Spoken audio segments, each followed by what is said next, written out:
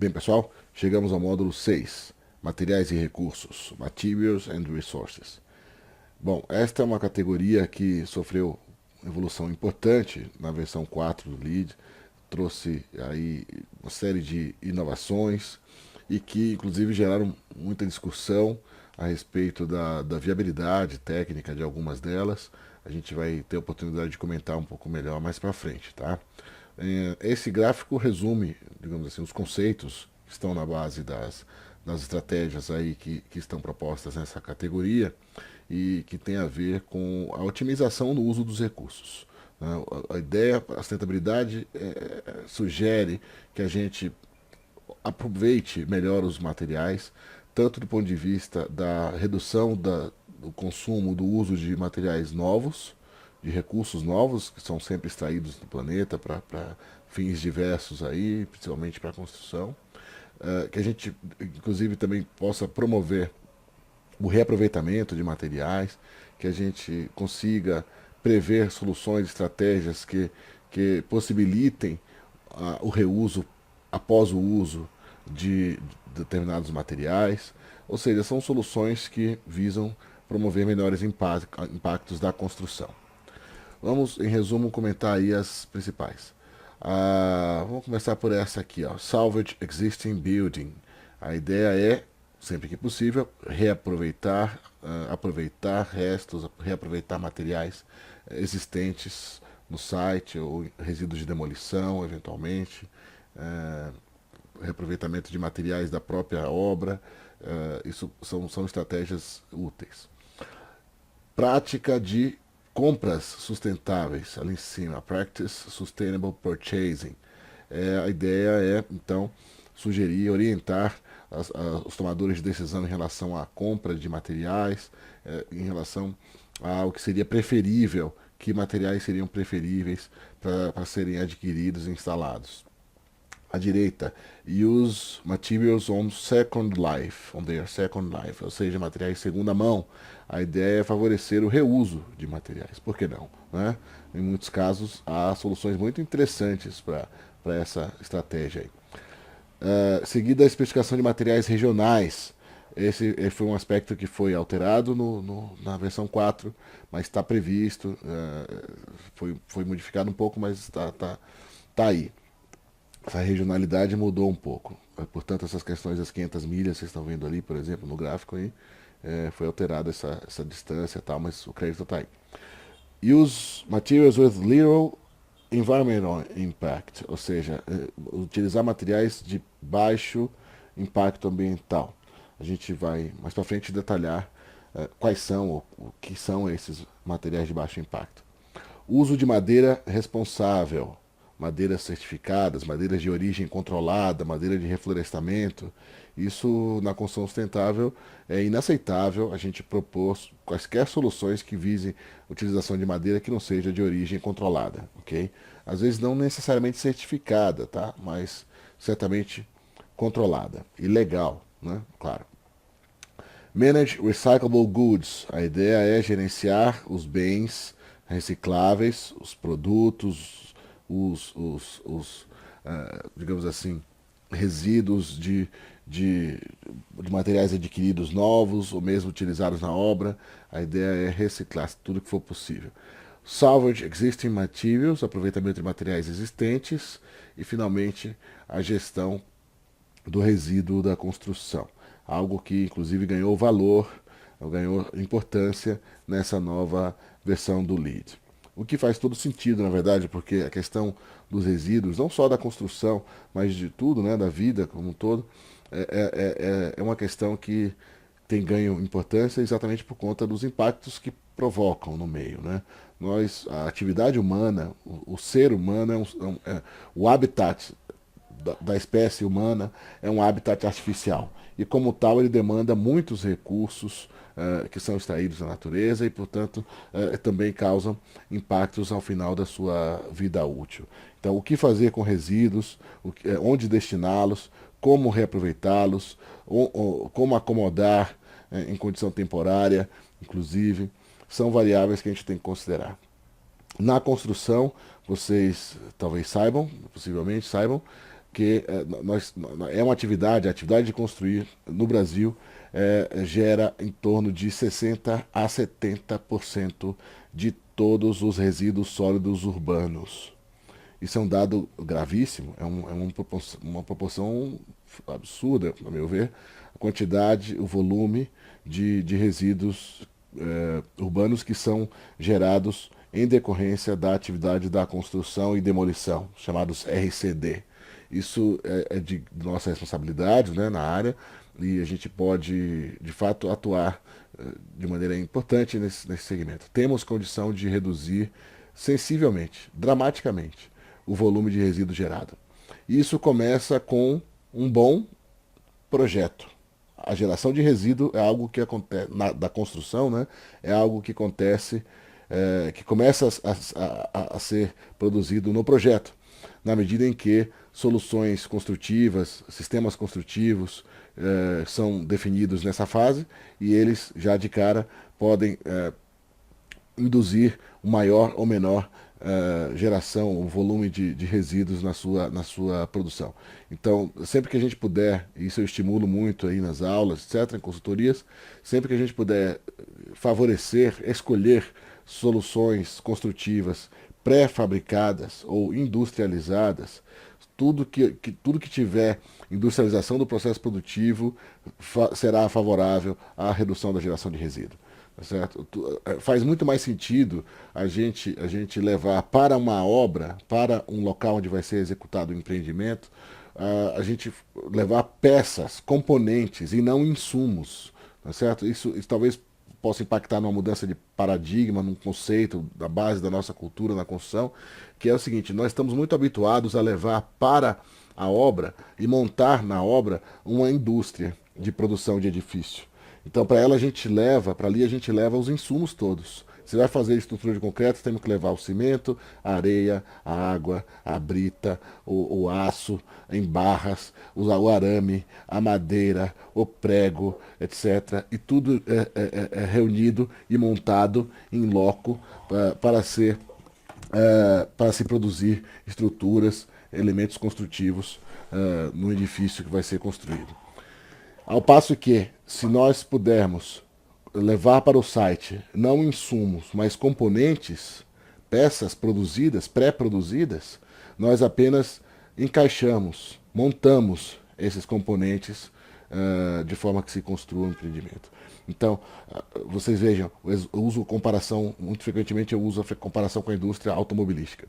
Os automóveis são produzidos as indústrias que promovem automóveis são chamadas de montadoras. Montadoras e não fábricas. Estão entendendo a questão conceitual que está por trás dessa expressão?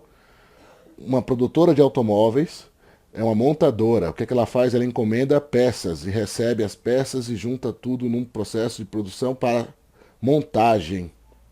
E daí você tem no final o carro. Por que a indústria da construção não poderia ser assim? Ou seja, por que ao invés de construir uma fábrica no site, a gente não constrói uma montadora no site? Essa é a questão, essa é a sugestão que eu quero deixar para os colegas, que eu acho que faz sentido na tomada de decisão em relação às soluções construtivas que a gente vem adotar na produção de novos edifícios.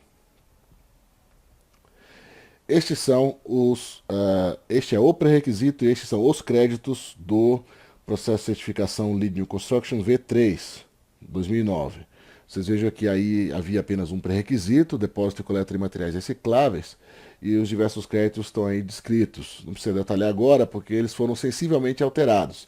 Inclusive, principalmente talvez, o fato de que a questão da demolição, o controle do resíduo da construção e demolição, passou a ser um pré-requisito. Era um crédito, estava ali no V3, no crédito 2, enquanto que agora no V4 nós temos isso como um pré-requisito e também tem o crédito. Ou seja, nós não podemos deixar de considerar e de planejar e executar de maneira adequada a gestão dos resíduos da construção e da demolição. Essa é uma resposta clara aos mercados, essencialmente para os mercados do mundo em desenvolvimento, não é como é o nosso caso. Porque essa questão não era preponderante não é preponderante no mercado nos Estados Unidos de construção. Eles não têm essa questão de destinação inadequada de resíduo. O resíduo da obra, da construção em geral, não é resíduo bruto, alvenaria, concreto, argamassa. Isso é coisa de obra uma obra artesanal, moldada em loco, né? Então, não era uma questão tão fundamental para eles. Para a gente, sim. E esse reconhecimento, o fato de que é preciso estimular uma melhor gestão dos processos, fez com que passasse a se considerar essa uma questão necessária para todos os processos de certificação. Então, agora esse é um pré-requisito, além do anterior que se manteve, da coleta e separação de recicláveis. E isso então demonstra claramente uma preocupação com, com o mercado global, né, mais amplo do processo de certificação LEED. Há ainda outros dois pré-requisitos que são específicos para operação e manutenção, a questão da política de consumo operacional e a questão do planejamento para futuras alterações e acréscimos e adições nos empreendimentos ao longo da operação. Então, isso é uma questão que também não era um pré-requisito no IBOM, passou a ser, e eu acho uma evolução importante também. E há outras evoluções que a gente vai detalhar aprofundadamente cada um dos aspectos aí na frente. Tá? Todos esses assuntos, esses créditos aí, tiveram alterações, inclusive importantes, na nova versão do LEED, no V4. A gente vai poder detalhá-las na sequência. Okay? Este é o quadro comparativo dos créditos do V3 para o V4. Vocês notem que há o mesmo pré-requisito aí de guarda e coleta de recicláveis, foi acrescentado o pré-requisito de gestão dos resíduos da construção e demolição, mas a principal evolução está, eu diria, nesses créditos que foram sensivelmente alterados. Alguns foram incorporados, outros foram reduzidos, tiveram reduzidas as suas importâncias em relação à pontuação, outros foram simplesmente revistos. E o objetivo, eu acho, na minha forma de ver, o objetivo principal dessas estratégias, dessas mudanças na categoria de materiais e recursos, é aproximar o LEED, o processo de certificação LEED, das certificações mais avançadas do mundo. Porque eu acho que eles perceberam que havia um espaço aí, havia uma falta de valorização no LEED, de alguns aspectos, algumas estratégias que estavam já sendo observadas, passaram a ser observadas com maior aprofundamento por outras certificações. Um exemplo claro disso é o uso, assim, claro, assim, muito evidentemente colocado no processo de certificação das EPDs, Environmental Product Declarations, ou em português DAP, Declarações Ambientais de Produto, que são ferramentas muito úteis para se desenvolver estudos de ciclo de vida de materiais, de empreendimentos, de processos, os chamados LCAs, os Life Cycle Assessments, ou seja, para você conhecer, poder estimar, avaliar o impacto de um produto no seu ciclo de vida, é preciso que se conheça primeiro o seu histórico de produção, a cadeia produtiva, as origens dos insumos, transportes, inclusive, a forma de produção, comercialização, distribuição, etc. A energia incorporada, o carbono incorporado, são medidas que a indústria deve poder fornecer, informações que a indústria deve poder fornecer para o mercado em relação aos impactos de produção dos produtos que produzem, certo? Ou seja, essa evolução, eu considero essa uma evolução importante e que vem a provocar também uma certa mudança de paradigma, digamos assim, no mercado como um todo, na indústria, porque eles agora têm que se esforçar mais, têm que se esmerar, tem que pesquisar mais sobre as origens dos seus produtos, sobre os processos produtivos, os processos de extração de insumos, fornecimento de qualificação de fornecedores, etc. Então, algo que traz de fato um nível de exigência maior, um nível de exigência importante, e que tende a favorecer, e já está acontecendo isso de fato, a elevação da qualidade dos produtos e dos processos. Quer dizer, a barra subiu. Tá? A gente vai ver mais para frente aí na sequência como isso ocorre, em que medida. Tá? E aí você tem a comparação das pontuações no V3 para o V4, do 2009 para o V4. Há pequenas variações, alguns créditos tiveram diminuição de pontuação. Se você considerar, por exemplo, o agrupamento aqui de materials reuse, reuso de materiais e conteúdo reciclado, eles estão agrupados juntamente com materiais de rápida renovação e madeira certificada num único crédito aqui, que agora tem 2 pontos, que é a questão da transparência e otimização das fontes de materiais brutos. Esse crédito aborda esses assuntos de uma forma mais integrada, como a gente já vai ver. Outra questão que houve aqui foi um agrupamento da questão do reuso de materiais, que estão aqui agrupados na análise do impacto do ciclo de vida, na redução do impacto do ciclo de vida no empreendimento, ok? E há algumas peculiaridades sobre como medir isso, a gente já vê. E a questão da gestão do resíduo, ela continua aqui, claro, mas agora tem um pré-requisito. Tem um pré-requisito e está mantido o crédito para pontuação nesse assunto. O primeiro pré-requisito é a guarda e coleta de recicláveis. O objetivo é facilitar a redução do resíduo gerado pelos ocupantes dos edifícios. Então, para isso, a gente precisa disponibilizar espaços, recipientes adequados para que se faça esse aproveitamento do resíduo útil. E isso pode ser feito de maneira concentrada num lugar só. Eles chamam de commingled, ou seja, tudo junto, ou pode ser feito separadamente. Claro, preferencialmente deve ser feito separadamente. E aí, quando você separar, você deve identificar papelão, papel, vidro, metal, plástico em recipientes adequados. Em função, claro, o tamanho deve ser em função do volume de geração desse resíduo, tá certo?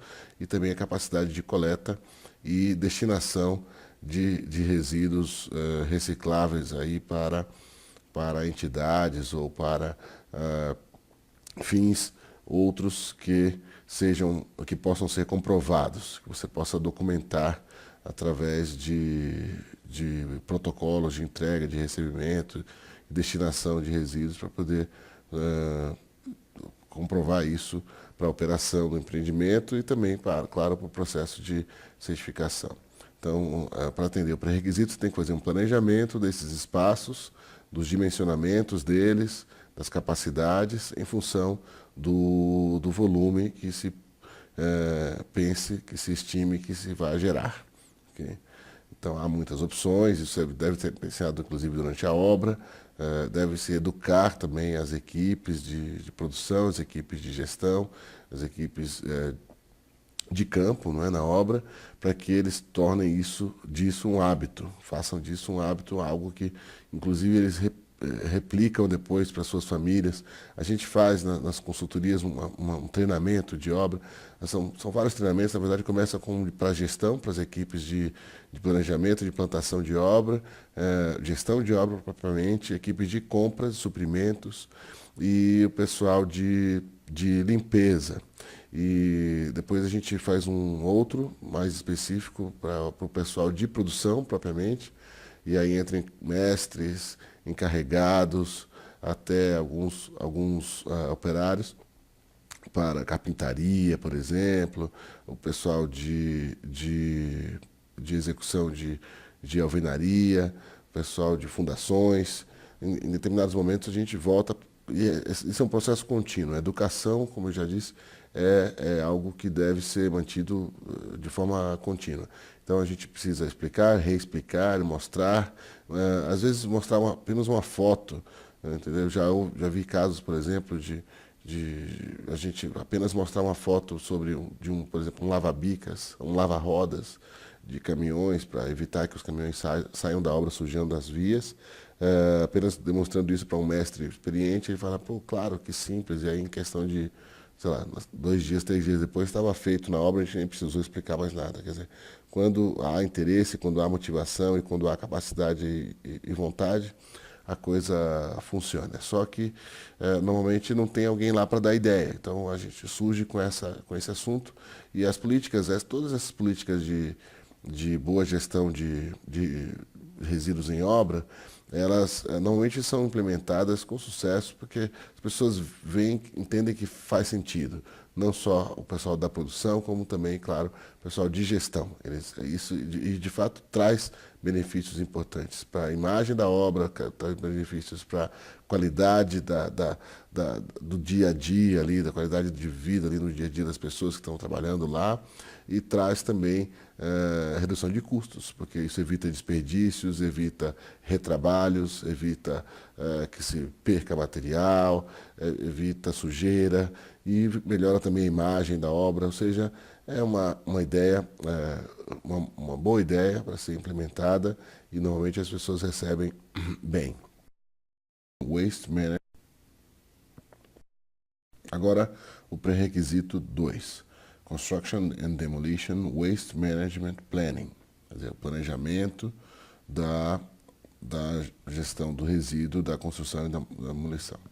A ideia, claro, é a redução do volume e tal, e prevenir a deposição inadequada de resíduos, ou seja, evitar que você permita, por desconhecer ou por não fiscalizar, a destinação inadequada de resíduos da construção.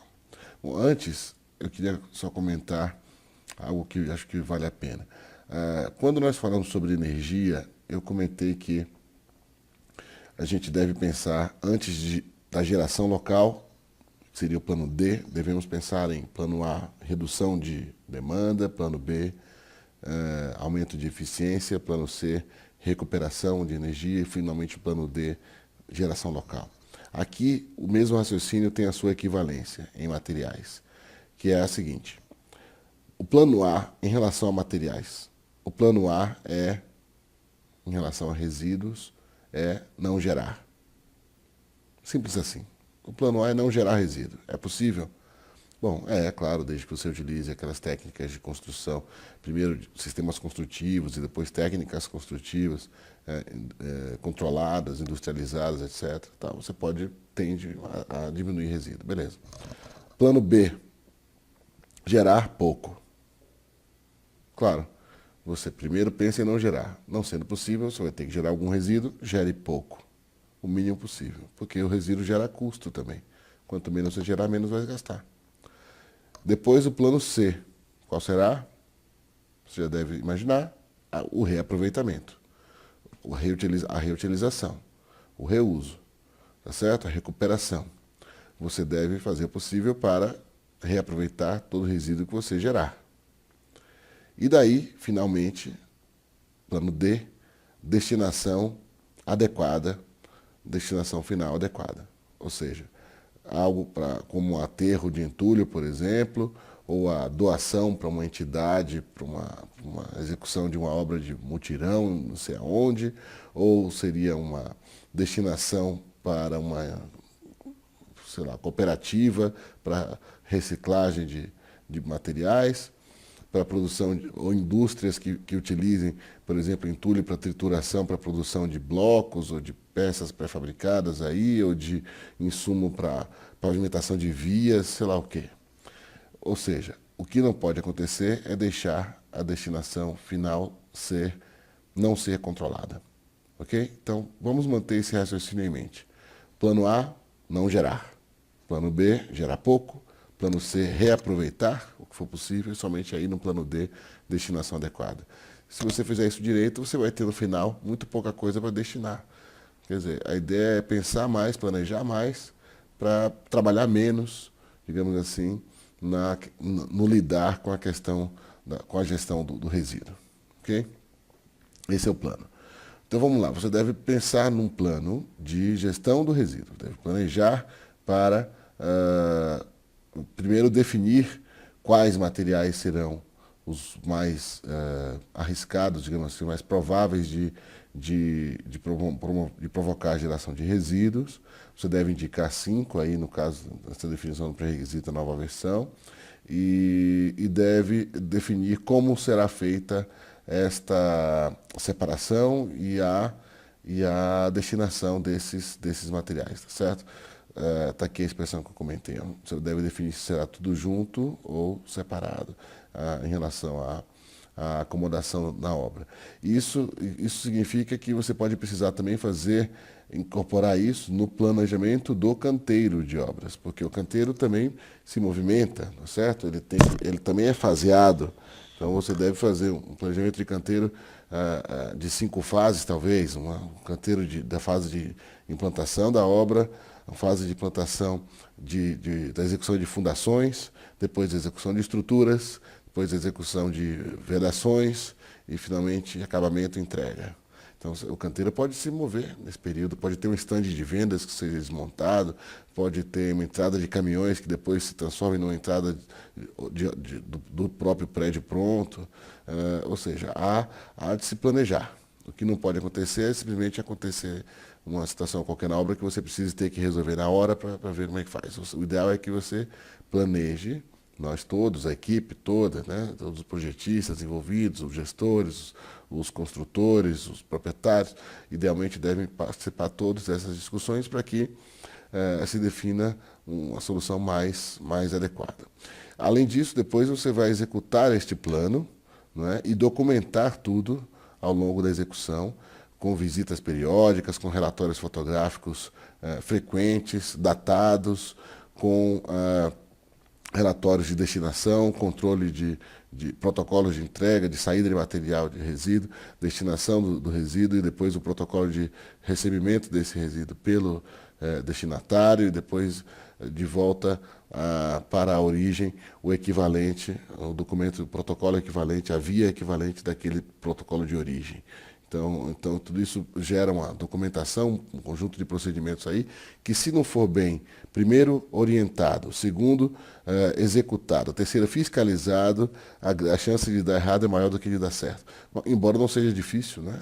Na verdade, não é complicado tampouco, mas as pessoas normalmente desprezam isso, porque requer um procedimento, requer um tempo ali de sentar no papel, para preencher uma planilha, sentar na mesa, para preencher um relatório, etc. E isso demanda um procedimento que requer alguma disciplina e fiscalização. Então é fundamental, como isso não é hábito, na verdade, na nossa prática usual, é algo que a gente deve sugerir, induzir e fiscalizar para que funcione bem. Não é difícil, não é caro, aliás, é muito benéfico e gera benefícios não só para a obra, como para o proprietário em relação à economia do empreendimento, ao desempenho econômico do negócio, mas frequentemente é algo desprezado, embora seja fácil e tão benéfico, né? Um exemplo claro, muito claro, talvez bastante visível, um exemplo que eu gosto muito de comentar, de um caso de sucesso, de fato, em relação a essa coisa do planejamento de obra, do resíduo da obra, é este. O caso da Arena Fonte Nova, em Salvador, uma arena construída para a Copa do Mundo, do Brasil, de 2014, e que foi certificada LEED Silver, embora a meta do processo tenha sido certified, o nível mínimo, por recomendação da FIFA. É um caso que eu tenho muito orgulho de poder ter participado, de alguma forma. Foi um processo de certificação gerenciado pela equipe da Cushman, no Wakefield, com a equipe que eu tive o privilégio de liderar por um tempo. E também, claro, porque é minha cidade, né, Salvador, e é o estádio do meu time, tá certo? Então, várias razões para me orgulhar disso, mas principalmente pelo fato de que, nesse caso, isso é um exemplo de sucesso para o mundo, talvez, sem dúvida, por conta do fato de que, vocês vejam aí embaixo algumas fotos da obra, o estádio original, a Fonte Nova antiga, né, ela foi implodida, né, uma implosão realmente impressionante, o estádio inteiro veio abaixo de uma vez e no seu lugar foi construído este novo estádio e deste resíduo gerado, de todo esse volume de resíduo gerado da implosão do estádio original, mais de 90% foi destinado adequadamente ou reaproveitado no próprio site ou em outros sites da mesma incorporadora, da mesma construtora, nós conseguimos documentar mais de 90% de destinação adequada de todo o resíduo gerado de um volume desta ordem da demolição, resultado da implosão do estádio original. Quer dizer, um caso de sucesso, um exemplo fantástico que, repito, me orgulho muito de ter ajudado, ainda que de forma modesta, diante do tamanho do negócio. Me orgulho muito de ter participado.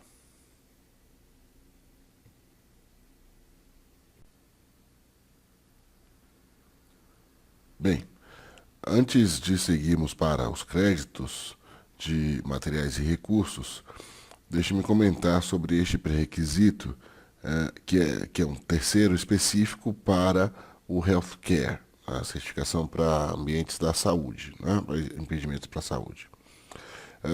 Este é um pré-requisito que também se reflete depois num crédito no processo de certificação do healthcare.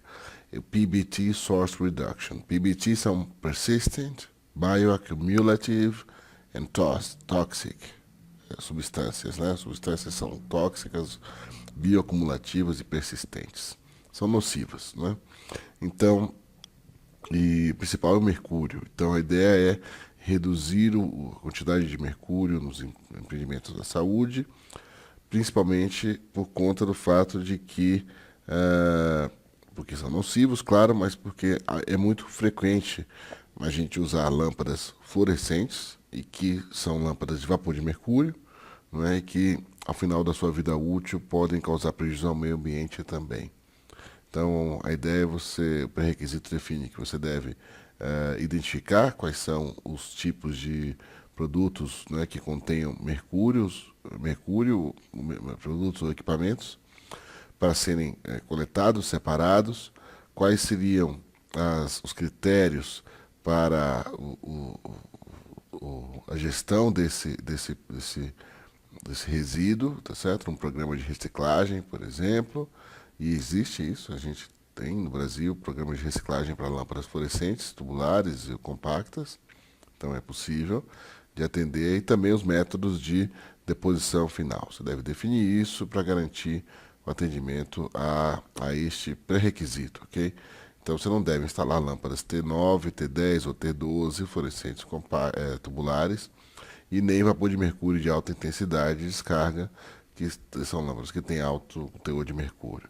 E ainda há um aspecto específico aqui para instalações que tenham serviços dentários, cuidados para os dentes, questão uma questão de separação da amálgama, que tem, inclusive tem normativa ISO em relação a isso, mas volto a lembrar, não custa lembrar, que questões assim muito específicas do sistema, perdão, do sistema de certificação da especialidade, não é? Dessa especialidade ou de qualquer outra, são aspectos que normalmente não aparecem na prova do GA, do Lead Green Associate, ok? Elas aparecerão, muito provavelmente, no exame do credenciamento AP, Accredited Professional, daquela especialidade, tá claro? Mas não custa lembrar, faz parte do processo, né? Mas é bom que você saiba que existe, mas não precisa memorizar esses detalhes, essas normativas, etc. Tá bem? Então vamos aos créditos de materiais e recursos, começando pelo crédito 1, Building Life Cycle Impact Reduction. A ideia é a seguinte: esse crédito ele reúne os créditos de conteúdo de material reciclado, conteúdo, regionalidade e outros aspectos que, previstos no V3 em créditos separados, agora estão reunidos neste crédito, embora haja outras opções aí de atendimento que não estavam previstas lá na versão anterior. Estas duas de cara já não estavam previstas. Então, você tem 4 formas para atendimento a este crédito 1 no V4.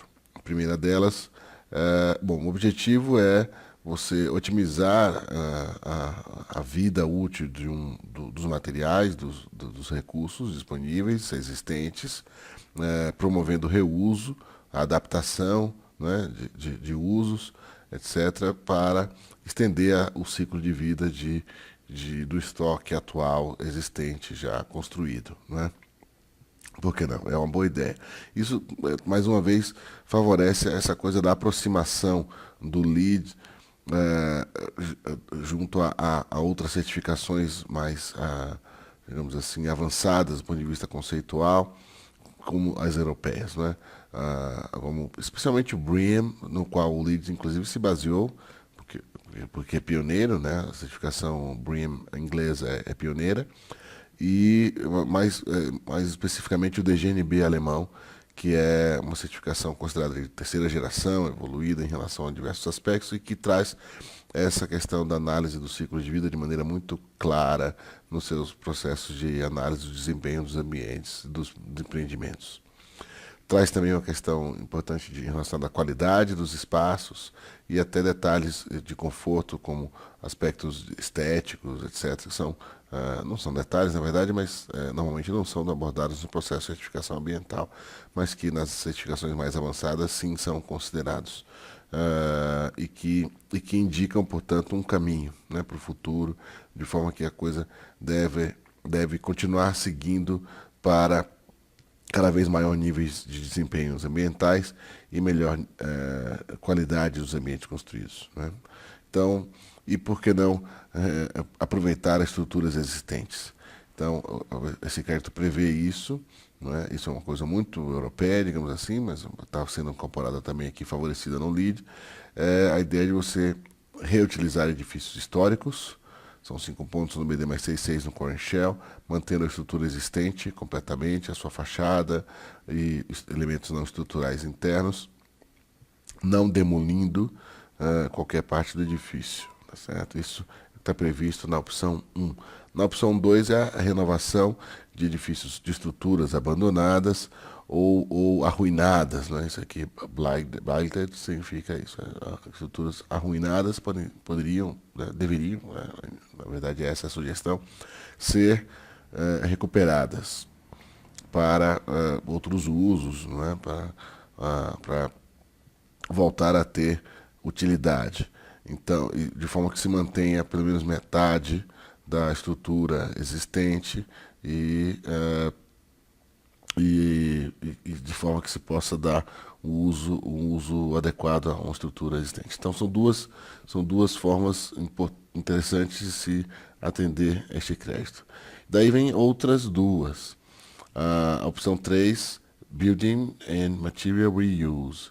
Essa incorpora aquele crédito anterior lá da versão 3 de conteúdo de material reciclado, né? Então a ideia é você poder aproveitar materiais de reuso no próprio empreendimento ou utilizar materiais que tragam conteúdo reciclado de outros processos, tá certo? Inclusive processos industriais.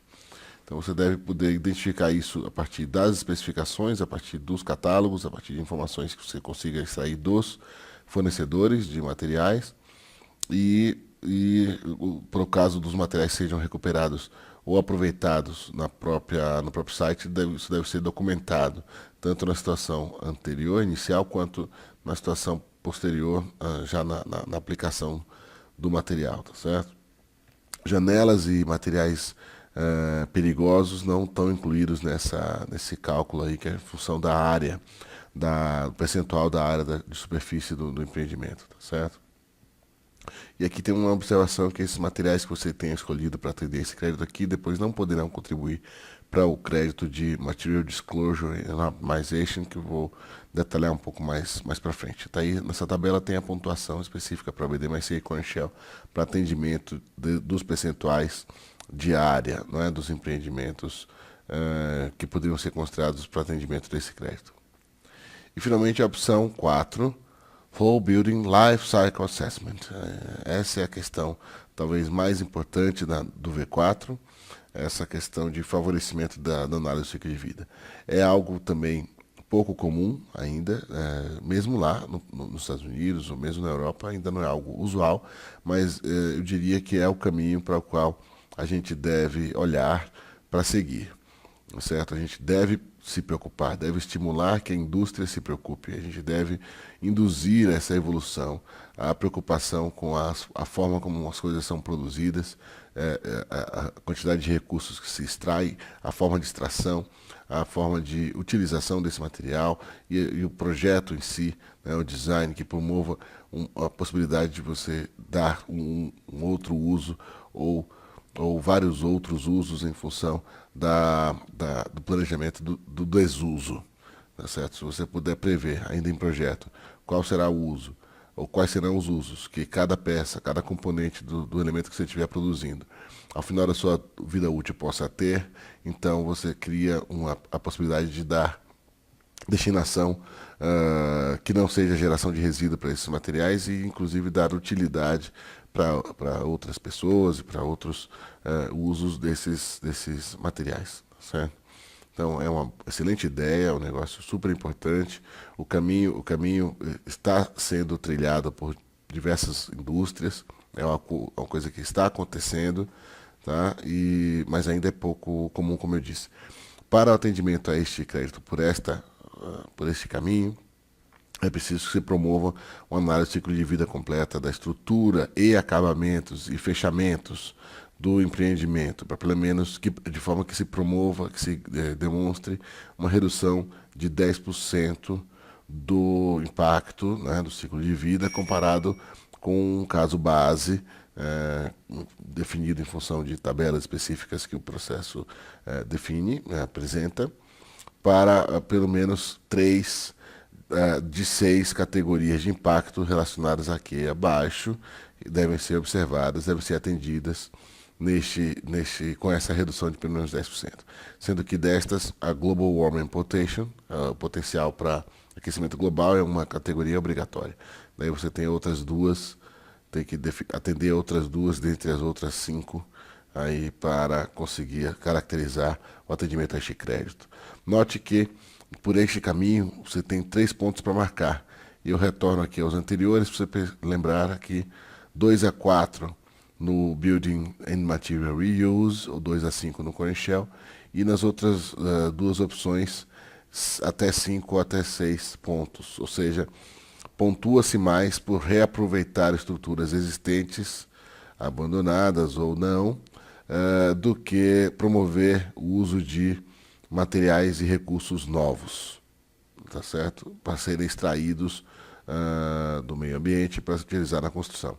Então, a ideia é, recapitulo, favorecer a recuperação de estruturas existentes, o reaproveitamento de materiais. Então, sempre que a gente puder promover, façamo-lo. Ok?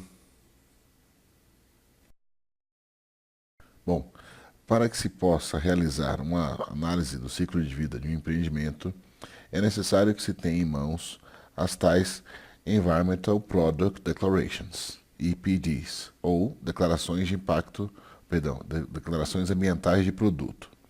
Estas declarações são importantes, são atestados emitidos pelas indústrias produtoras de diversos insumos da construção em relação, comprometendo-se a garantir transparência na comunicação dos dados de origem dos diversos produtos ao longo de toda a sua cadeia, desde a extração do insumo, a produção dos componentes, a energia incorporada no processo, etc. São vários assuntos, já vou mostrar um pouco mais para frente, e que tem a ver com o atendimento deste crédito 2, mas também do 3 e do 4. São créditos que foram revistos nesta versão do LEED e que incorporam outros aspectos já considerados lá na versão 3, como, por exemplo, de regionalidade, conteúdo de material reciclado e também a questão da materiais de rápida renovação. São créditos que foram incorporados nessa análise do ciclo de vida dos empreendimentos que está sendo proposta agora nessa nova versão dos créditos de Materials and Resources no V4. O objetivo, claro, é favorecer o uso de materiais com melhor com mais dados, com mais informações a respeito do ciclo de vida desses processos, do uso desses materiais, que sejam, claro, melhores. A ideia é usar materiais melhores em relação ao custo do ciclo de vida, tanto do ponto de vista ambiental quanto econômico e social. Ou seja, uma análise mais sustentável, digamos assim.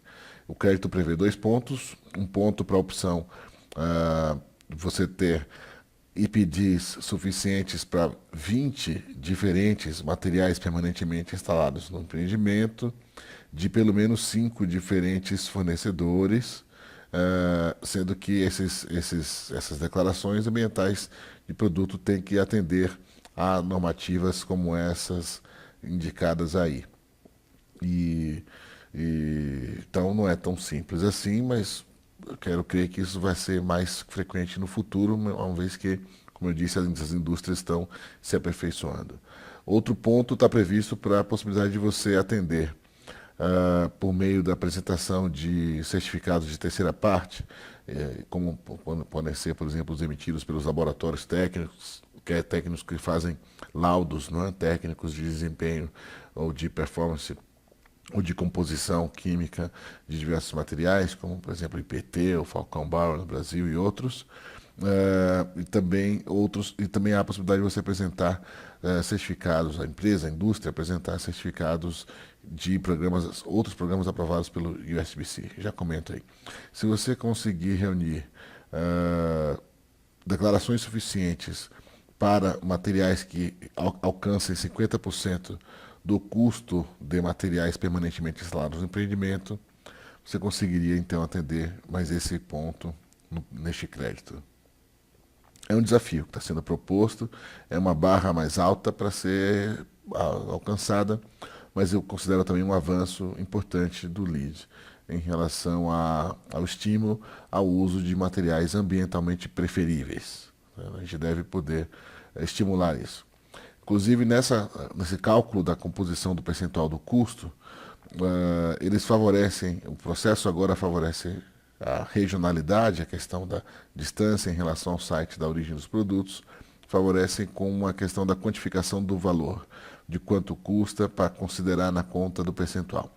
Então, os materiais que têm EPDs contam 100% do valor.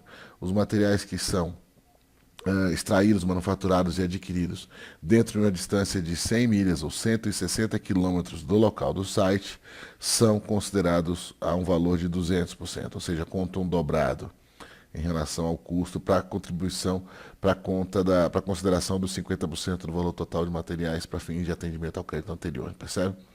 Então, isso é uma diferença importante porque na versão 3, em 2009, havia um crédito específico para regionalidade e essa distância, esse raio limite aí de distância era de 500 milhas, eram 800 quilômetros. Agora são 100 milhas, são 160 quilômetros apenas, portanto ficou bem mais próximo aí ao limite de regionalidade, mas entendo também que isso faz sentido na medida em que promove, de fato, a economia local, não é a produção local, o uso de produtos locais, produzidos, extraídos, adquiridos localmente. Então, eu acho, mais uma vez, uma evolução importante. Para atendimento a esse crédito, você precisa, então, estimar quais seriam os custos de materiais e quais seriam os percentuais desses materiais que você conseguiria identificar dentro do custo total do empreendimento. Estes são exemplos de declarações ambientais de produtos. Esse da esquerda é um produto americano, tá certo? E que atende a ISO, aqui claramente é 14025, e tem as indicações aqui das composições, dos aspectos nocivos, aí, eventualmente, a energia incorporada, tá certo? Então, há detalhes interessantes em relação à performance ambiental daquele produto. E esse da direita, neste caso não se refere a vaso sanitário, é uma outra declaração ambiental emitida por um outro organismo independente, essa entidade chama SM Transparency Reports. Essa entidade é reconhecida pelo USBC. Essas declarações emitidas por essa entidade, acho que dá para ver até o loginho do USBC ali na própria declaração, é considerada uma declaração de terceira parte reconhecida para fins de comprovação de atendimento àquele crédito. Okay? E agora eu acrescento aqui outras brasileiras, emitidas para um cliente nosso, uma obra em Fortaleza. Essa fabricante, vocês conhecem, de aço, emitiu essa declaração indicando aí a composição do vergalhão cortado dobrado, inclusive dados em relação a endereço, tá vendo, de procedência, para indicar justamente nesse caso aqui, ó, está no Ceará, próximo de Fortaleza. A gente considerou essa declaração para fim de atendimento de pontuação, pelo aspecto da regionalidade. E aqui embaixo estão as composições, vocês podem ver aí, a sucata tal, insumo X, insumo Y, a origem desses componentes, tá vendo? Rio Grande do Norte, Estados Unidos, Bahia. Então você tem os percentuais de conteúdo pré-consumo e pós-consumo.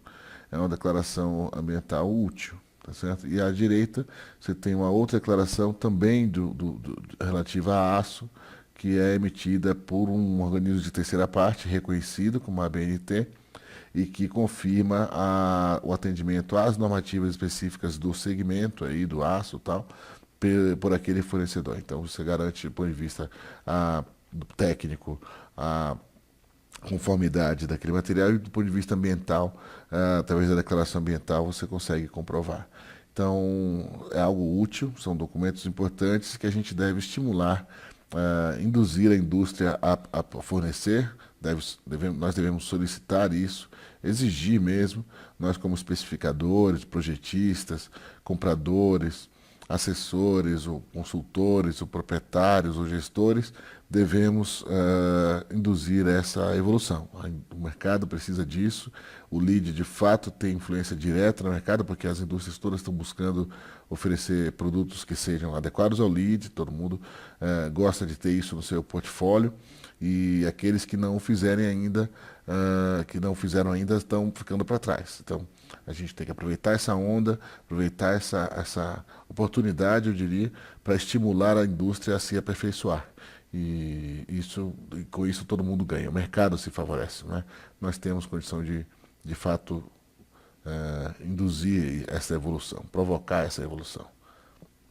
E há, hoje em dia, não somente na indústria de aço, mas também na de tintas, nas indústrias de carpetes, de cerâmica, de tijolos, uma série de produtos que são já considerados de baixo impacto, têm suas declarações reconhecidas e a gente pode utilizar para comprovar nos processos de certificação no Brasil.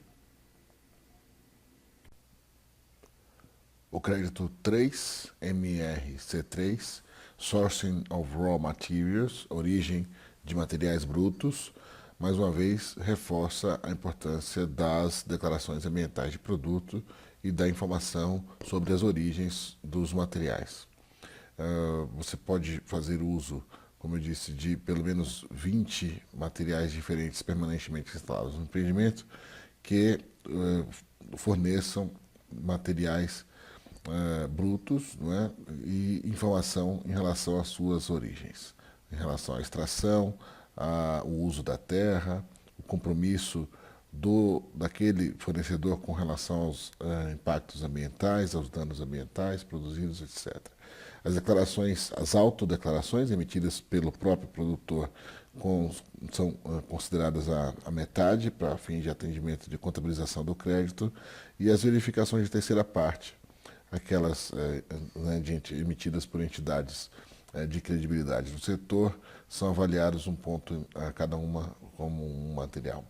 E há outros organismos internacionais aí envolvidos, diversos, nesse estabelecimento de formas de validação das declarações ambientais de produto por meio dos Corporate Sustainability Reports, que as empresas CSRs, né, que as empresas podem, então, utilizar para divulgar as suas estratégias ambientais e as suas, digamos assim, os impactos dos seus processos para serem de forma transparente, é isso que diz o título de disclosure, divulgação, né, transparência, e né, no uso dos recursos do planeta. Né?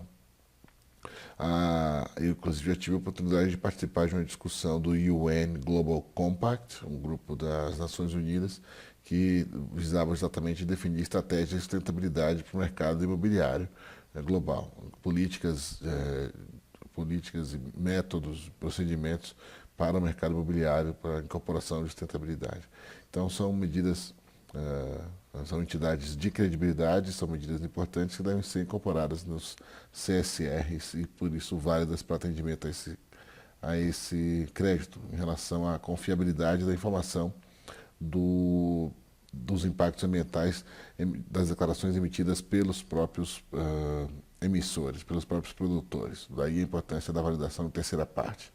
Bom, esta é uma forma de atendimento ao crédito, vale um ponto, e há ainda outra forma, que é a possibilidade de você atender a 25% do custo de materiais permanentemente instalados no projeto, atender com materiais que respondam a pelo menos um desses aspectos que nós estamos vendo aí. A responsabilidade do produtor estendida, materiais de origem natural, de rápida renovação, aí tem uma referência de normativa para definir quais são esses. Madeira certificada, FSC, está aqui garantido, isso era um crédito específico no LEED, na versão anterior. Materials reuse, materiais recuperados, não é? Reaproveitados, reciclados, materiais de conteúdo reciclado e programas aprovados pelo SBC são formas de você considerar para fins de validação do atendimento desse crédito por cálculo do custo percentual do custo de materiais do empreendimento. Esses são exemplos de materiais de rápida renovação para atender aquela questão de materiais naturais, biomaterials, né? O bambu, o algodão, a lã, o trigo, a cortiça, o linóleo são materiais de rápida renovação. Aquelas fibras de coco que se usam em pastilhas também para interiores. Tem coisas bem bonitas, inclusive, que podem ser produzidas com materiais naturais e que com madeira também de origem controlada, madeira certificada, que ficam com um bom acabamento, com estética agradável, tal, e ficam com essa imagem de material natural que é bastante interessante para muitos usuários, para muitos projetistas também, designers de interiores, etc. Então é algo que a gente deve considerar realmente. Fica legal, é bonito e é um bom exemplo. A gente usar materiais de produção responsável, não é? E ter isso documentado de forma crível, de forma inquestionável, para ser apresentado para quem quiser saber. Né? E para certificação conta, claro, para validação e atendimento ao crédito.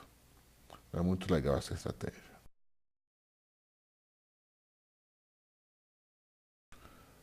O MRC4, o crédito 4, Material Ingredient, tem como objetivo garantir que nós evitemos o uso de materiais que possam causar dano às pessoas, materiais que tragam agentes nocivos ou tóxicos para o ambiente. E há pesquisas diversas que definem quais são esses potenciais riscos, os materiais que podem trazer malefícios para a saúde, e existem normativas também em relação a muitos desses casos. Então, o que você precisa conhecer, é saber que existem, são essas referências que estão relacionadas aí. Inclusive, uma delas aqui se refere especificamente a produtos relacionados à qualidade dos produtos para a saúde, né? Health Product Declaration, que é equivalente à declaração ambiental, só que específico para assuntos de toxicidade dos componentes dos materiais, e que, portanto, tem que ser reconhecidos. O LEED, para que você consiga atender o crédito, você tem que utilizar referências reconhecidas de normativa e de credibilidade para avaliação dos componentes, dos ingredientes químicos dos materiais e identificação, claro, dos eventuais riscos.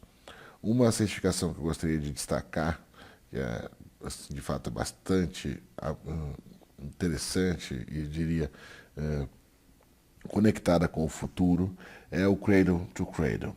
Essa certificação foi criada pelo arquiteto William McDonnell, é autor, ele que é autor juntamente com o seu colega, né, parceiro, Michael Baumgarten, que é químico, o William McDonnell é arquiteto. Eles escreveram o livro Cradle to Cradle, que leva o mesmo nome do selo que eles criaram. Eles definiram o conceito e desenvolveram um selo para isso.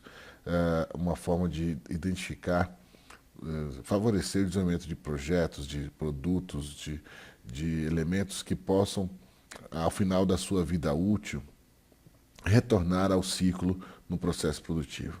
Ou seja, a ideia do Cradle to Cradle, como se vê nesse gráfico aí, é reproduzir o ciclo natural, ou ciclos naturais, né, orgânicos, no ciclo tecnológico. Se a gente pudesse considerar os processos de uso, primeiro extração, depois produção, uso, né, e depois desuso e desmontagem dos produtos que nós utilizamos para satisfações das nossas necessidades, se nós pudermos fazer de forma que, ao final desse ciclo, essa desmontagem, o desuso, dê origem a um novo ciclo que utilize recursos daquele primeiro ciclo, ou seja, a coisa seria fechado, um circuito fechado, um circuito perfeito, equilibrado, sustentável, essa é a ideia. Reproduzir no ciclo tecnológico, no ciclo artificial, a situação semelhante à que nós vemos no ciclo natural biológico. Essa é a proposta do Cradle to Cradle. Existe a certificação, já está sendo aplicada. Há empresas que já conseguiram e já oferecem no mercado produtos certificados Cradle to Cradle. A exemplo da Steelcase, por exemplo, a Herman Miller de mobiliário, de escritório corporativo, e há outras de carpete também, de forro. Então a coisa está caminhando muito seriamente nessa direção. A gente vai poder utilizar com mais frequência no futuro, certamente. Assim espero. E você tem também a opção de atender ao crédito 4, utilizando um percentual do custo, 25% do custo de materiais teriam que ser apresentados com documentação emitida por uma entidade credenciada, como por exemplo o Cradle to Cradle, para garantir a qualidade do produto, garantir a origem e garantir que não há agentes nocivos para serem colocados no ambiente naqueles materiais. Se puder garantir pelas declarações ou pelos percentuais aí, como nós estamos falando, você consegue marcar 2 pontos nesse crédito, um lá e outro aqui. Agora, o crédito o crédito 5, MRC 5, Construction Demolition Waste Management, a gestão dos resíduos da construção. Esse é o crédito que já havia, não é, na versão anterior, só que agora ele tem também um pré-requisito, né, antes, para ser atendido. Uma vez que você atenda o pré-requisito com planejamento do que você vai considerar para um plano de resíduo e como você vai fazer para separar e destinar adequadamente esse resíduo, agora você tem que fazer isso de maneira documentada para atendimento ao crédito. Você precisa reciclar, salvar ou doar pelo menos 50% de 3 materiais em sua cadeia, seu processo de produção do empreendimento, ou 75% de 4 materiais que sejam destinados adequadamente. Tá certo? Isso você atende ao crédito dessa forma. E é importante que os materiais sejam identificados e que você defina se você vai fazer a separação dos resíduos on-site, no próprio local, ou se tudo junto. Ou você simplesmente não vai separar, vai jogar no determinado. Esse é um assunto a ser definido no seu planejamento. e lembrando que o cálculo deve ser feito por volume ou por peso. E essa opção não deve ser alterada ao longo do caminho. Você começa de um jeito e termina do mesmo jeito, ok? Então, são dois pontos para serem marcados neste crédito que eu considero que a gente deva buscar atender para qualquer caso no processo de certificação. Outra opção, isso é novo no V4, é a possibilidade de você não gerar, atender ao crédito por esse outro caminho, não gerando mais do que 2,5 pounds de resíduo por square foot. Então são 12 quilos por metro quadrado de resíduo da obra, certo? Isso é possível? Eu acredito que sim.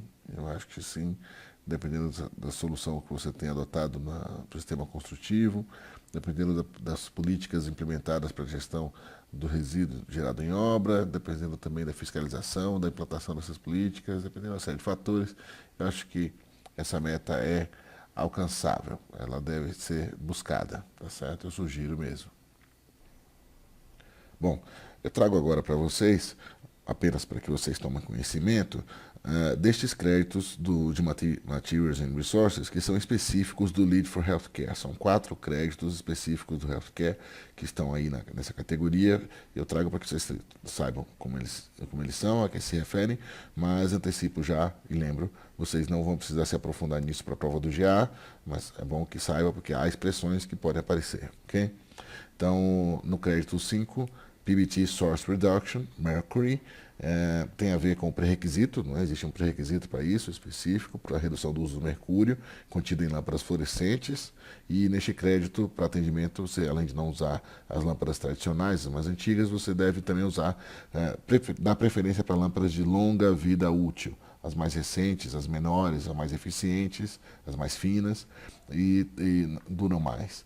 E também tem menor conteúdo de mercúrio, então devem ser preferíveis. E tem uma tabela específica no Reference Guide que trata de identificar quais são estas lâmpadas preferenciais e quais as que você deve evitar também, como indicadas aí nesse slide, ok?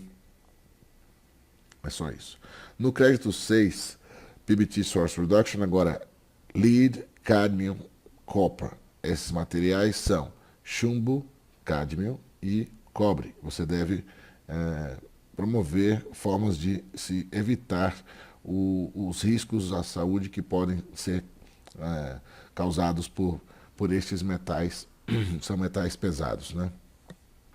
E para isso também existem referências, existem normativas técnicas a respeito, estão indicadas no Reference Guide também. O objetivo aqui é tomar cuidado com soldas, por exemplo, para tubulação hidráulica. Também pode haver risco de chumbo na composição de telhados, de telhas metálicas, enfiações elétricas, até tintas. Então é preciso que você conheça os componentes desses materiais, através, mais uma vez, das declarações ambientais de produto e de forma que você possa evitar o uso destes elementos, desses metais pesados nas instalações hospitalares. No crédito 7, Furniture and Medical Furnishing, específico para mobiliário hospitalar. Então, a ideia aí também é promover materiais, equipamentos, né, que tragam menor risco de trazer agentes nocivos para o ambiente, como esses indicados aqui, por exemplo. Então, você você pode marcar 2 pontos, 30% do custo, né, dos materiais com mobiliário. Você deve indicar com materiais que não disponham de agentes nocivos, daí tem essas formas de atendimento aí descritas embaixo, 40% para 2 pontos. E então tá aí, estão aí as opções que você pode ter para atender a este crédito, inclusive fazendo referência ao crédito anterior, o crédito 3, que considera justamente as estratégias de conteúdo reciclado, de possibilidade de usar materiais certificados, as declarações ambientais de produto para comprovar a origem dos materiais e a sua toxicidade, etc. Então, tá aí, os equipamentos mobiliários de hospitais também devem prever essa questão. E finalmente, o crédito que eu acho mais legal, na verdade, é essa coisa do Design for Flexibility, a ideia de você poder ter uma arquitetura que promova adaptações, que promova evoluções, que promova espaços que possam ser modificados em seus usos, em suas finalidades durante a operação e que promovam mais qualidade, né, dos interiores, tanto para funcionários, né, quanto talvez principalmente para também pacientes, né? Então, é outro aspecto bastante interessante específico do Lead for Healthcare. Mas, repito, essa não é uma questão com a qual você vai ter que se deparar com grande chance. Muito pouco provável que você tenha que se deparar com uma questão como essa específica de um crédito do Lead for Healthcare na prova do GA, ok? Mas é bom que vocês saibam que eles existam e que existem as suas peculiaridades, tá? Muito bem. Vamos agora às terminologias técnicas de Materials and Resources. Deem uma olhada aí, por favor, uma por uma nessas listas. Não deixem para trás, pessoal. Nas aulas anteriores vocês fizeram, espero que vocês tenham feito esse trabalho de buscar as palavras, ter lido as terminologias. Não deixe, você chegou até aqui sem ter lido aqueles materiais de terminologia, voltem, por favor, façam essa leitura anterior, porque você pode precisar dela. A qualquer momento pode aparecer uma palavra que você não conhece ainda, isso é bem comum, mas não se preocupe, porque à medida que você vai lendo e vai se familiarizando com essas terminologias, você vai ganhando confiança, vai ganhando segurança e vai se enriquecendo, vai se aperfeiçoando, né? Tudo isso é bom para a gente se preparar melhor para não só para os exames, mas também para lidar com isso no dia a dia, na prática, no mercado, ok? Se tiver alguma questão específica aí, alguma terminologia que você não conheça ou queira maiores esclarecimentos, é só nos consultar através do tutoria@ecobuildingforum.com.br, ok? Muito bem, isso conclui a nossa aula 6, o módulo de materiais e recursos. Na próxima semana, então, teremos o módulo 7, qualidade dos ambientes interiores. Até lá.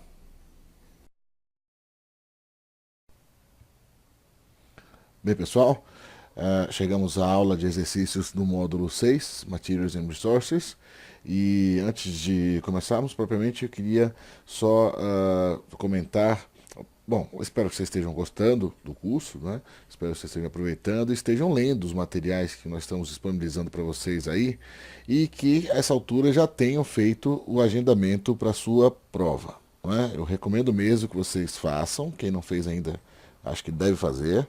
Já estamos na metade, agora passando da metade do curso, e você deve então já poder agendar sua prova para talvez daqui a mais 8 semanas, que tal? 2 meses, dá tempo de você se preparar adequadamente para isso, para fazer a prova e passar de primeira daqui a mais 2 meses, tá? Façam isso, recomendo mesmo fortemente, isso vai te dar uma disciplina, vai criar tá certo? Você joga uma data na frente, você se programa para ela e você vai estudando, tá, né? Vai se aprimorando passo a passo aí ao longo dessas semanas, de forma mais disciplinada, tal, e com essa meta em mente, certamente isso ajudará na sua preparação, tá certo?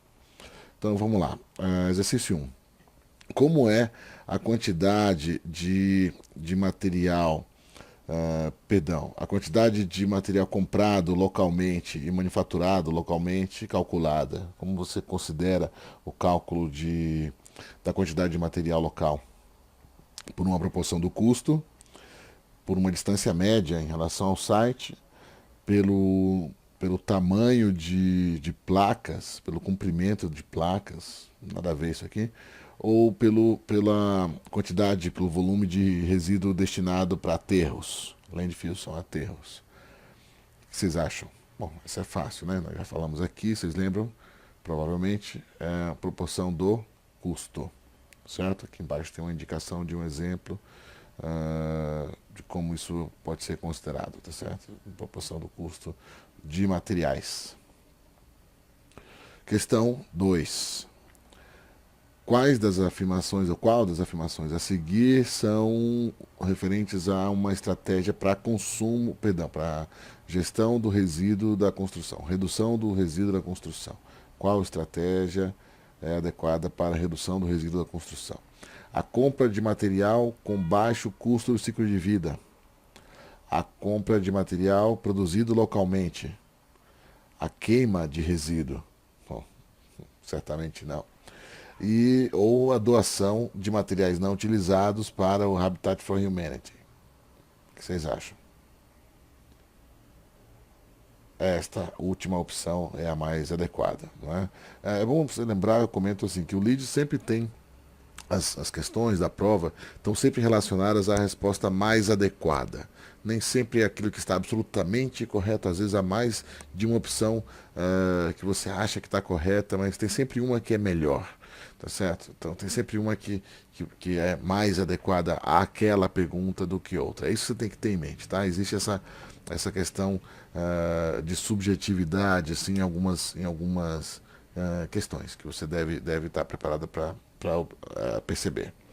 Bom, então, dito isso, a doação de fato é uma estratégia útil para destinação adequada de resíduo, uma vez que essa entidade, e há outras também, o Habitat for Humanity, ela é reconhecida por iniciativas aí para auxiliar populações em situações de emergência, em situação de desastre, em situação de calamidade, na construção de habitações aí temporárias ou até definitivas para ajudar as pessoas em necessidade pelo mundo. E também aqui no Brasil e aqui em São Paulo, por exemplo, há algumas entidades que fazem uso também de materiais de construção para mutirões, são cooperativas, tal. Também existe coisa semelhante. E os ecopontos, por exemplo, aqui em São Paulo, recebem resíduos de construção, sobras de material, que eles destinam para entidades, para cooperativas, para a sociedade organizada, esses materiais. Então é uma forma de você também fazer bom uso e ajudar as pessoas ainda, desde claro que isso desde que seja documentado para ser apresentado aí no processo de certificação. Ok? Apenas comentar também um outro aspecto aqui, que é o seguinte, a questão da regionalidade, dos créditos regionais, no V4, ela é tratada não num crédito específico, mas sim através do estímulo na contribuição em 3 outros novos créditos, né? Os 3 de materiais lá, relativos à redução do impacto da fonte, aquelas coisas das declarações ambientais de produto. Os materiais podem ser computados para atendimento àqueles créditos por proporção do custo também. E neste cálculo dos custos de materiais, aqueles materiais que sejam regionais, que no V4 são caracterizados por aqueles, como sendo aqueles dentro de um raio de 100 milhas, ou portanto 160 quilômetros, tá certo? O site. Esses materiais contam dobrado em valor, eles contam 200% do seu valor para fins de quantificação do percentual para atendimento ao crédito de materiais, àqueles créditos de materiais, ok? Então é assim que aparece a questão da regionalidade no V4, só lembrando para os colegas, tá? Questão 3. Materials and Resources Credits encourage, favorecem, encorajam o quê? O uso de materiais e recursos vendidos localmente numa loja próxima do projeto, do local do site, do empreendimento. O uso de materiais de construção sustentáveis e redução de resíduos. O used construction equipment, usando equipamentos de construção usados ou utilizando métodos de destinação de resíduos aprovados pelo governo. Vocês acham? Materiais sustentáveis e redução de resíduos, né? Claro. Não tem muito nem o que explicar aí, tá? Se tiver qualquer dúvida, por favor, nos comente, mas a princípio me parece bastante óbvia a questão, certo? Essa questão aqui dos métodos de resíduos aprovados pelo governo não é, até pode existir, né, em algumas situações, em algumas realidades, mas não é algo que está previsto no processo de certificação. Então, portanto, esta resposta B é a mais adequada, como eu comentei. Questão 4. Materials and Resources Sections do not include, não inclui, a seção de materiais e recursos do LEED não inclui o quê? Compras e declarações, resíduos, Demand response, resposta à demanda. Life cycle impacts, impacto do ciclo de vida. A única coisa que não tem a ver com materiais aí, qual é? Resposta à demanda, porque isso aqui diz respeito a quê? Você deve lembrar? A energia, tá? Não diz respeito a materiais. Portanto, essa é a resposta adequada. Porque a pergunta diz, claro, lá em cima você vê, não inclui o quê? Vamos lá, questão 5.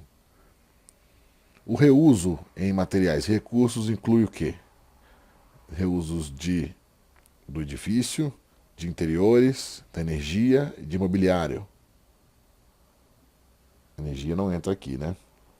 Reuso de partes do edifício, dos seus interiores e energia. Não. Edifício, interiores e imobiliário. Edifício, energia e imobiliário. Edifício, interiores e imobiliário. Claro, né? Ficou fácil. Questão 6. Purchasing and declarations should include, devem incluir, políticas de compras e declarações de produto devem incluir o quê? EPP, Environmental Preferable Purchasing, compras preferenciais.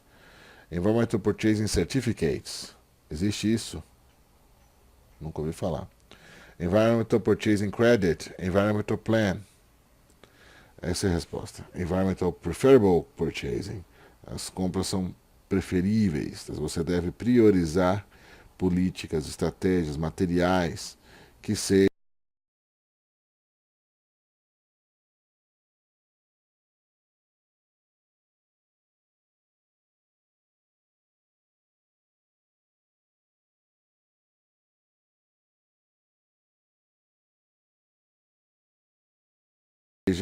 equipamentos, né, que sejam preferíveis do ponto de vista ambiental. Coisa que você pode observar, avaliar a partir das declarações ambientais de produtos. Okay? Questão 7. Quando um construtor, general contractor, é um construtor principal, tá certo? Ele pode ter também subcontractors, é assim que se fala quando se refere aos instaladores ou montadores, ou mesmo outras construtoras, tá certo? Então, um construtor está coletando, relacionando documentação para o crédito de gestão de resíduos da construção. E então, quais duas informações relacionadas às medidas dos materiais destinados adequadamente, não é, seriam mais úteis? Quais duas referências de medidas são as mais úteis para a gestão dos resíduos aí? Bom, vamos lá. O número de janelas variadas, sortidas, diversas, doadas para Habitat for Humanity. B. O peso do concreto usado como aterro. C. O volume de sobras de metal destinada para reciclagem. D. O volume de terra retirada do site, como resíduo, como chama? Remoção de terra. A área de madeira, madeiras lineares, né, peças de madeira queimadas no site. Vocês acham?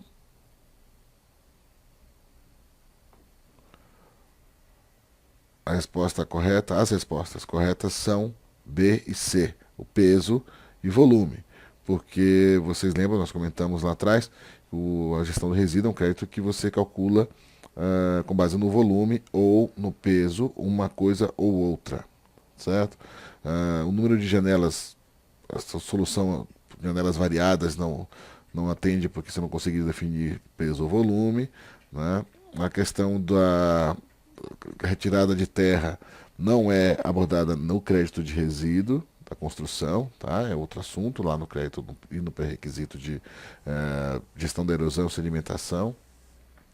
E finalmente, claro, a incineração não é uma opção, né? Incinerar realmente está fora de cogitação. Então as respostas corretas são B e C.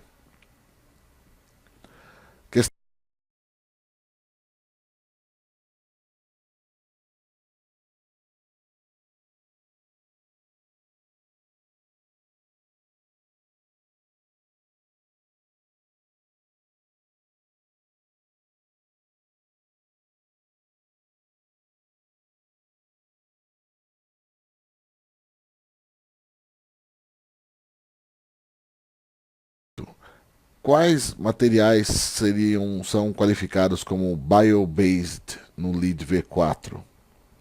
Aqui houve uma evolução em relação ao V3, já comento. Vamos lá. Materiais que têm um ciclo de colheita de 10 anos ou menos. Materiais que atendem ao Sustainable Agricultural Standard. Materiais que atendam ao Environmental Agricultural Standard. Materiais feitos de produtos vegetais, produtos, né, subprodutos vegetais. Materiais colhidos dentro de um raio de 500 milhas do site. Bom, aqui comenta o seguinte: no LEED V3, a questão da rápida renovação, eram chamados materiais de rápida renovação aqueles que têm um ciclo biológico de menos de 10 anos. Portanto, isso atenderia à questão como ela estava colocada no V3. No V4 há uma diferença. Por isso que inclusive não mudou a terminologia. Ao invés de materiais de rápida renovação, agora são bio-based materials, materiais baseados naturais, né? Materiais naturais, digamos assim. Então, e para atendimento a esse critério, você tem que atender às definições do Sustainable Agriculture Standard, uma normativa que eles apresentam como modelo. E lembro que o LEED sempre define assim, ok, mas eu tenho que conhecer essa tal norma. Não, você não precisa. Para a prova do GA não precisa, e nem mesmo para a prova do IP, porque você precisa saber qual é a norma, né? Que ela existe.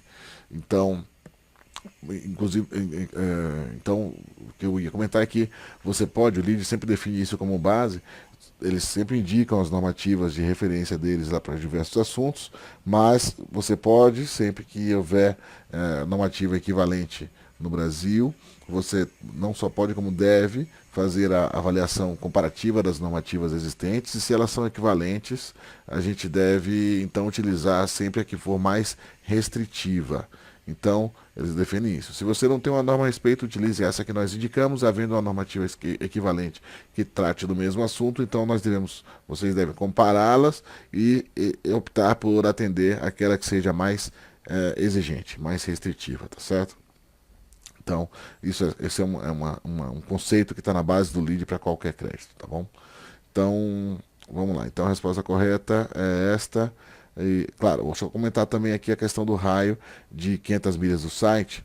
Era assim no crédito de regionalidade no V3, no 2009. Agora, vocês já sabem, já expliquei, é diferente no V4. Né? Questão 9. Quais dos seguintes são materiais que contêm conteúdo pré-consumo? Essa é uma questão interessante. Pré-consumo são aqueles produtos que são reaproveitados, não é, durante como sobra de um processo tal para outro processo. E pós-consumo é aquilo que é reaproveitado após a finalização da sua vida útil. Certo? Algo que já não tem uso previsto, ele passa a ser inútil, então ele pode ser útil de outra forma pós-vida útil. Então, recipientes, containers feitos de garrafas plásticas de leite é pré-consumo? Não, é pós-consumo, né? Pisos, peças de pisos recuperadas de outro site, pós-consumo, né? Print overrun é a sobra de impressão de publicações, né, de revistas que são convertidas em papel reciclado. O que vocês acham?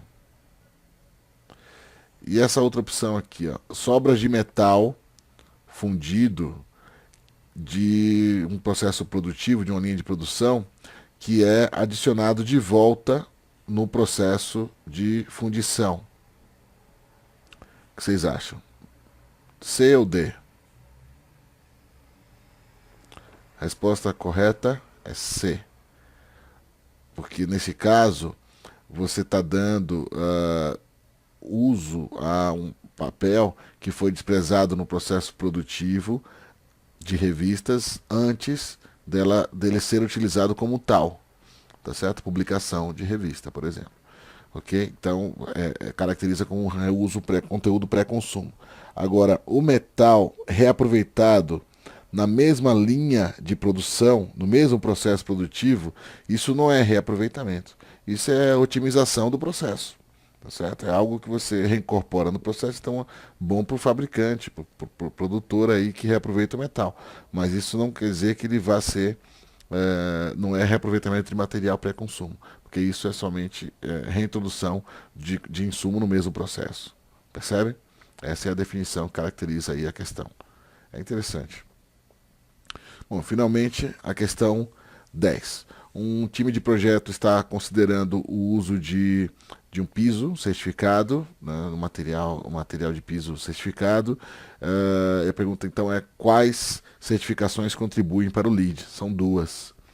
Green Seal, Floor Score, CRI Green Label Plus, Smacna IAQ Certified. Bom, vamos lá, eu já comento.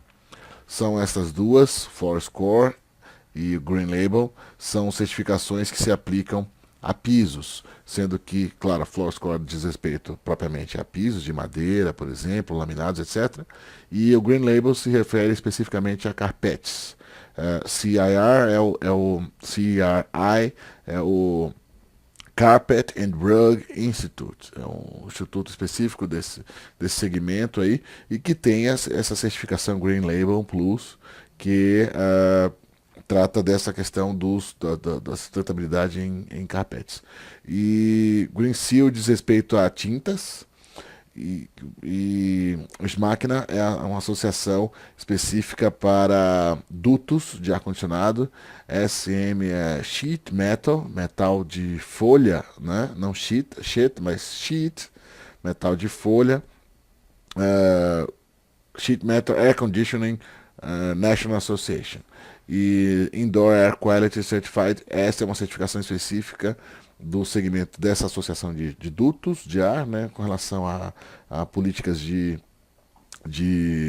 tratamento, frequência de limpeza de dutos e também procedimentos para substituição de filtros, etc.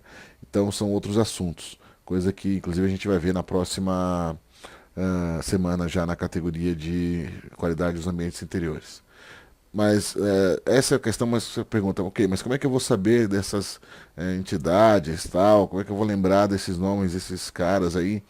Bom, eu te comento o seguinte, questões assim não são comuns, mas pode aparecer, como sair, por isso que nós estamos colocando aqui para você saber que pode aparecer, mas não para que você conheça como são estas certificações ou como são essas normativas específicas de segmento, tá?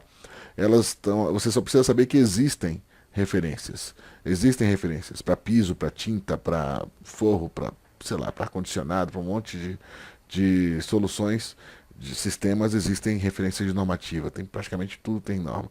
Então, você só precisa saber quais são aquelas que mais interferem, que mais têm a ver com os assuntos que a gente tem que considerar. Estas são algumas que têm a ver, para você lembrar, ok? E há outras também, como já comentei aqui e ainda vou comentar. Ok? Muito bem, pessoal. Agora, materiais de estudo, novos materiais de leitura.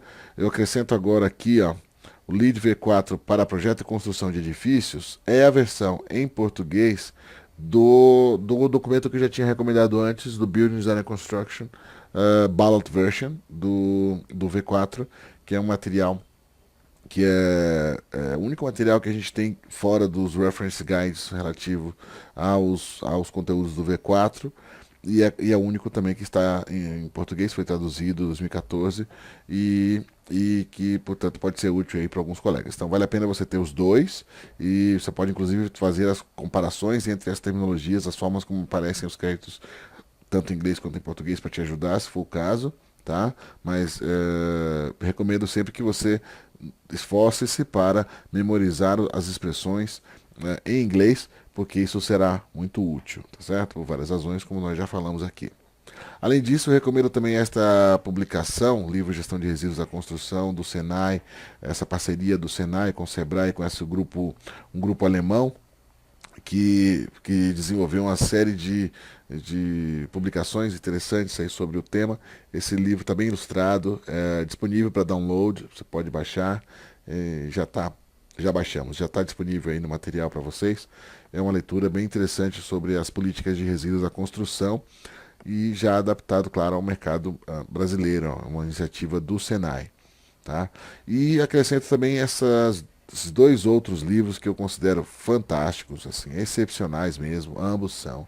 O da esquerda, o Lead Materials, a Resource Guide to Green Building, é muito bonito, é um livro muito ilustrado, bem acabado, tem muitas imagens de materiais diversos, para tudo, várias finalidades, para vários usos na construção, e são, em cada um deles tem muitas ilustrações também, e em cada caso ele comenta a aplicação do material tal e que créditos contribuiriam no processo de certificação LEED.